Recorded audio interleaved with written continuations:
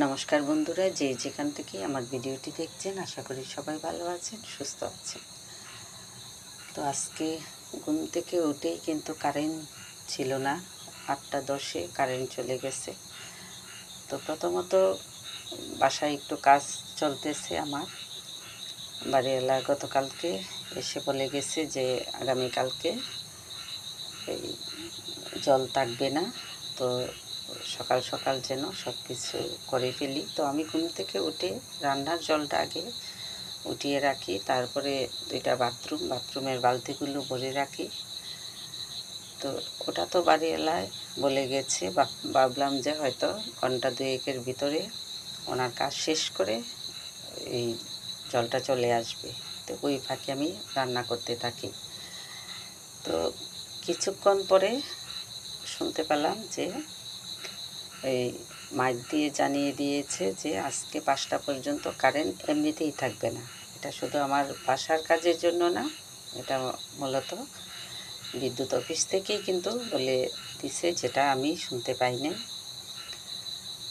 তো আমাদের বাসার এই যে এতদিন যে টাঙ্কিটা ছিল 3তলায়, এবার 3তলায় ছাদ ঢালাই দেওয়ার পরে 4তলায় নিয়ে যাবে, এই জন্য এই আজকে সারাদিন টাঙ্কির কাজই চলবে। তো ওটা শুনে যে 5টার দিকে কারেন্ট আসবে শুনে তো মাথা আরও গরম হয়ে গেছে, যে রান্নার পরে যে জলের প্রয়োজন, এটা কি করব। এদিকে আবার এই যে রান্নার আয়োজনটাও বড়। আজকে একটু বিরিয়ানি রান্না করব, তারপরে সিম টমেটো দিয়ে মাছ রান্না করব, একটু বড় মাছের ভুনা করব, শুটকি ভর্তা করব, সাদা ভাত হবে। সব মিলিয়ে আজকে রান্নারও অনেক ঝামেলা। তো রান্না করতেছি আর ভাবতেছি যে যে জলটা রাখছি রান্না করে, ওটা দিয়ে আমি কোনো রকম শুধু রান্নাটা করে বের হতে পারলেই বাঁচি। স্নানটা না হয় বিকালেই করলাম, এটা সমস্যা নেই, কিন্তু রান্নাটা যদি অর্ধেক পথে আটকে যায় তাহলে তো আমি শেষ। তো এই যে মোবাইলের আলো দিয়েই কিন্তু আজকে পুরো ভিডিওটা আমি করে নিলাম। তো খুব শর্ট করে কিন্তু আজকের ভিডিওটা আমি করেছি, যেটুকু না করলে নাই হয় এইটুকুই করেছি। তরকারিগুলোও কিন্তু সবগুলো দেখাই নাই, শুধু বিরিয়ানিটাই পুরোটা দেখালাম, আর বাকিগুলো একেবারে কেটে কেটে কেটে কেটে একটু একটু করে দেখিয়েছি। আর আমার মোবাইলটাও খুব সমস্যা করে। কীরকম, যে মোবাইলের যে লাইট, এটা খুব একটা বেশিক্ষণ জ্বলে না, ওই অফ হয়ে যায়। তো যার কারণে খুব ভয়ে ভয়ে কিন্তু ভিডিওটা সম্পূর্ণ করার চেষ্টা করছি। যে দুপুরের রান্নাটা তো প্রতিদিনই করি, এটা তো আর বাদ দেওয়া যায় না। তো মনে মনে ভাবলাম যে যেমনই হোক আজকে একটু হলেও করে রাখি ভিডিওটা।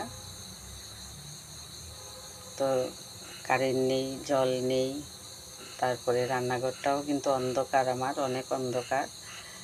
তো লাইট ছাড়া একেবারেই কোনো কিছু করা যায় না, এরকম অবস্থা।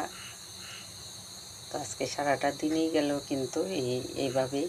তারপরে জল না থাকলে তো আসলেই ভালো লাগে না। এই যে রান্নার পরে যে রান্নাঘরের বাসনপত্র এগুলি মাজা, রান্নাঘর পরিষ্কার করা, সব মিলিয়ে আজকে একেবারে একটা হযবরল অবস্থায় আছি। তো রান্নাটা শেষ হওয়ার পরে আমি কিছুক্ষণ পর পর শুধু জলের দিকে তাকাই, যে জলটা দিয়ে হবে কি না। তো রান্নাটা মোটামুটি গুছিয়ে ফেলছি এই জল দিয়েই। তো এদিকেই যে বিরিয়ানিটা হয়ে গেছে, এবার একটু দমে রাখবো। কড়াইটা বসাইছি একটা, এই যে রুটি ভাজার তাওয়ার উপরে, যে দেখা যাবে যে পুড়ে যাবে নিচের দিকে।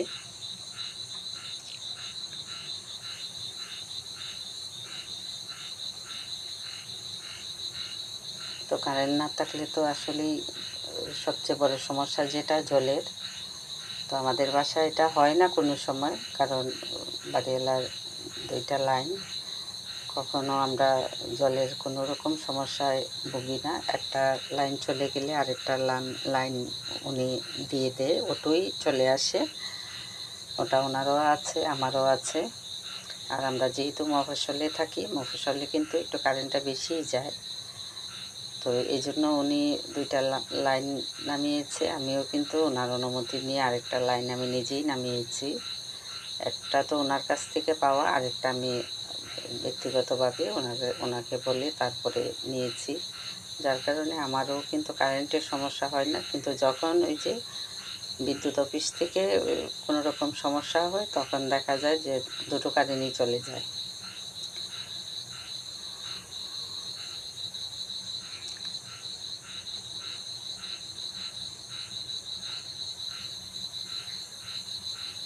এবার এই যে সিম টমেটো দিয়ে মাছটা রান্না করতে পারলেই বড় রান্নাটা হয়ে যাবে। পরে ছোটোগুলি আর দেখাবো না, যেটুকু টুকটাক এগুলি একটু একটু করে আপনাদেরকে দেখাবো।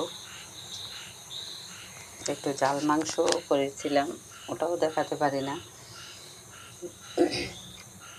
সময়ের জন্য, কারেন্টের জন্য, সব মিলিয়ে কিন্তু এমনিতেই ভিডিওটা অনেকটা বড় হয়ে গেছে।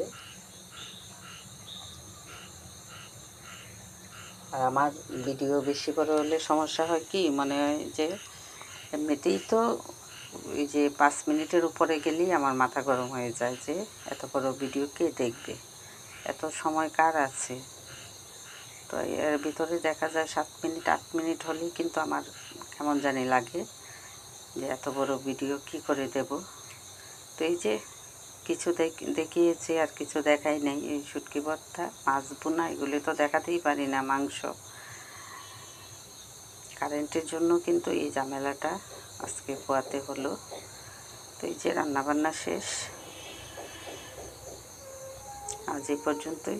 ভালো থাকবেন, সুস্থ থাকবেন, আমার পাশে থাকবেন। ধন্যবাদ সবাইকে।